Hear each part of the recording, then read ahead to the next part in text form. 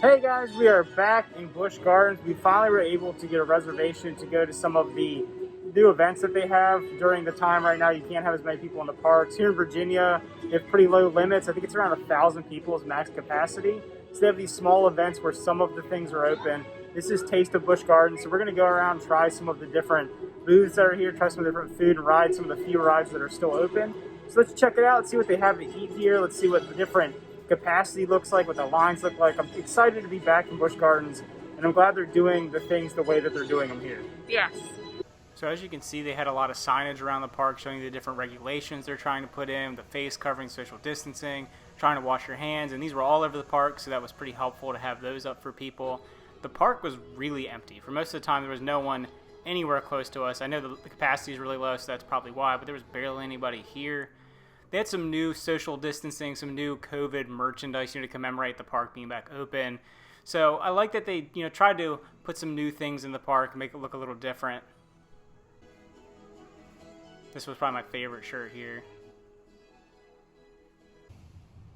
So as you can see on the park map, there's a limited capacity, so there's limited lands that are open. So you go into France and then you follow it through to Scotland, where much wasn't open there.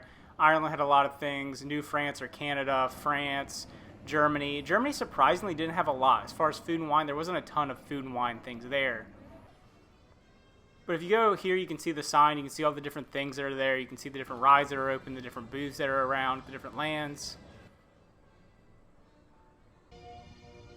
And like I said, there were so many sections of the park where it was just completely empty. It was kind of eerie how empty it was. Some of the rides, like I said, were running. You see here Finnegan's Flyers is running. One of my favorite rides, the wait times were really short to get on any of these.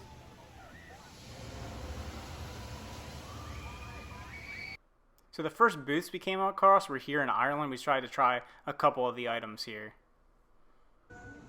The lines did get a little long because of the social distancing and only having one or two people running.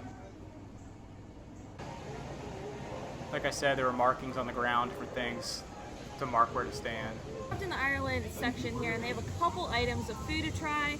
This one is the Philippines pork and teriyaki bun. It looked very interesting. I'm really excited about this one. And then this one's Ireland's bangers and mash Colcannon, which also looks really tasty. I'm not into bangers and mash, but I think I'm going to give this one a go. First, you want to hand sanitize your hands just for the state of everything. We have to wear a mask, but we're in a location. There is no one around us, so we are good. So let me give this a little go. I'm going to dip it.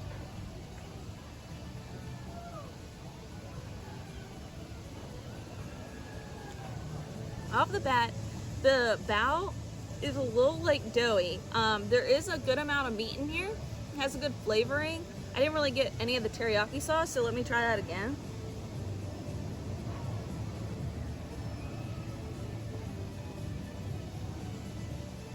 It's actually really good. I like this one. Try this one out, try to get a little bit of the potatoes and the sausage. It has a stout gravy on it too, so I thought that would taste good. It's pretty good. I thought it was definitely better than I thought it was going to be. They have them out in there, so I thought it might be a little dried out. It actually has some really good flavor to it. Definitely worth trying this one out. So as we were around Ireland, it's the first part of the park, so it was the busiest, but still there wasn't really anyone around, to be honest with you. The times being staggered made it so there was basically no one there. And then they also had hand sanitizing stations all around, basically anywhere where you would be walking to get a drink or anything like that. They had hand sanitizer everywhere. It was really nice that they also had some of the animals out because not everything's open. There's not actually, a ton to do. You got to see the Clydesdales. They were out. They were feeding when we were there. They also had all kinds of, the traditional animals that you expect to see at Busch Gardens, Williamsburg.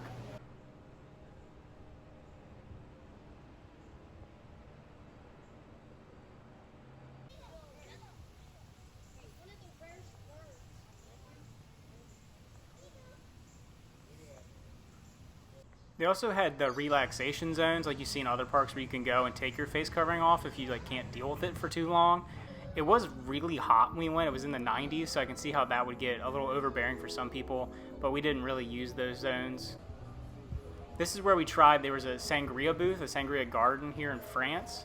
All right, we're in the France section of Busch Gardens, and I thought I'd give the rose sangria a little tasting.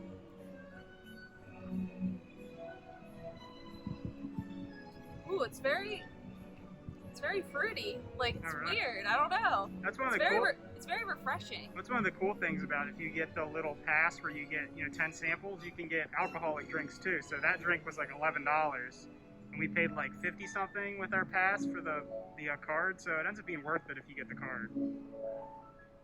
The next booth they had in France was a fries booth. Now there's always a fries shop there, so we figured we would try something we've never had. We were trying the Italian fries, but there are a couple other Also in ones. the France Pavilion, they have a different version of fries. We got the Italian fries, has mozzarella, marinara sauce. They come very hot. There's also Irish, there's a couple other ones, and I think it's really interesting, so let's give it a go.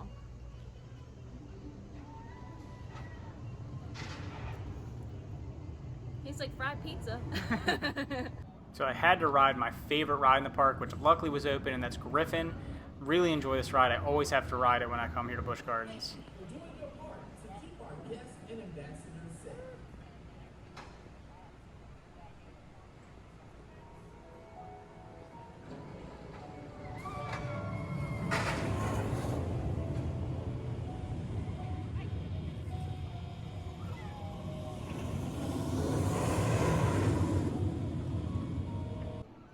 The next booth here in France was a dessert booth, so obviously we had to try it out. All right, so we have a edible cookie dough cone that was in France. It looked very appealing. It looks delicious.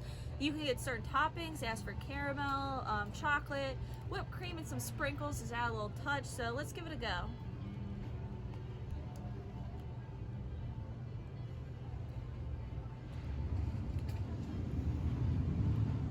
Cookie dough is interesting because since it's edible, you can definitely taste the peanut butter in it, which I don't mind, but if you don't like peanut butter, you probably are allergic to peanut butter, I don't think you can eat this.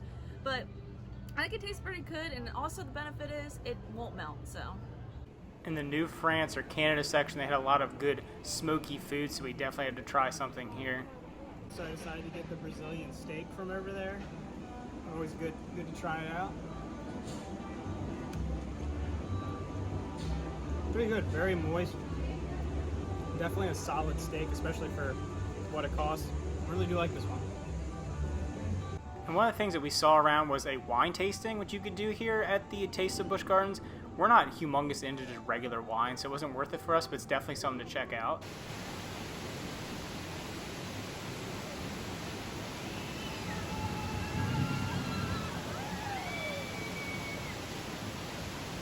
The next ride we had to ride was Alpengeist, another classic ride. I was glad to see that a lot of the coasters were running. Not all of them were running, but it was nice that they had some of the bigger rides going during this.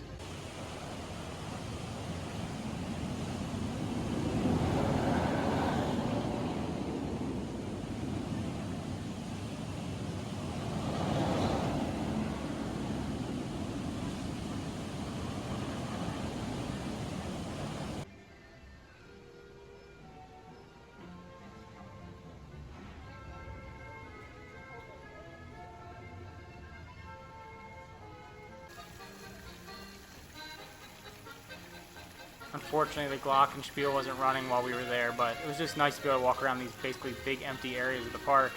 The most surprising part is over at the festival area for Busch Gardens in the Germany section. It was just almost completely empty. There were a lot of parts, this huge area were marked off, and one of the biggest things that I wanted to check out coming here to Busch Gardens while it was not so busy was going on with Pantheon. Unfortunately, we couldn't really go over there, so this is really the best shot we could get of it, just to see the top part of it. Cannot wait for this ride to finally be open. But luckily, Verbolten was open there, so we were able to ride that. Another one of the classic rides here. Such a great element in there when you go into the dark ride section. It's always surprising each time you get on it.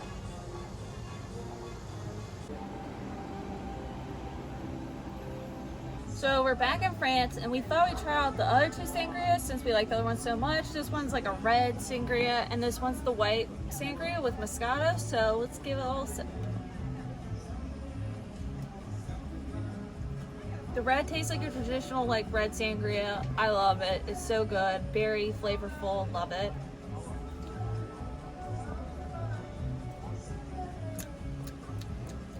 This one is interesting because the Moscato, I'm not a huge fan. Definitely has a more of a wine flavoring, like you can taste it through. But it's still very good, and they're both really refreshing on this very hot day. Went into one of the shops here. Some of the shops are open. This is actually from the France shop. And I got myself a little face mask that has the Busch Gardens logo on it. When we've gone to other things in the past, it's kind of cool to get the mask right now, you know, with everything happening. So it's practical and it's still a souvenir. And then we went over to Germany, and there's a lot of sales going on with a lot of the different merchandise, probably trying to sell some stuff they have some stock of. And we got a cashmere scarf here. It's actually made in Scotland, even though we got it in the Germany pavilion. And it was on sale, as you can see, so it was a pretty good deal, 100% cashmere. So there's definitely some stuff to buy, some souvenirs, and there's some discounts going on right now as well. We ended up having a few extra credits left over on our tasting card, so we just finished it off with some beer in Ireland, because that's what you got to do when you're here. So this was our trip to the Taste of Busch Gardens. I'm glad we were able to come and check it all out. I feel like they did a pretty good job keeping people spaced out, doing, you know, the best they can with the current situation. Obviously the capacity is really low, which helps. The wait times are really short. But all the food was pretty good. Yeah, they still need to learn. Some of the lines were a little long for the food, and they need to learn a little bit on like that. Just the general functionality of having to do this with less people and everything like that. So basically, we had a good time and figured we'd end here with some Guinness in Ireland. And thanks for watching, guys. Thanks, guys. Bye.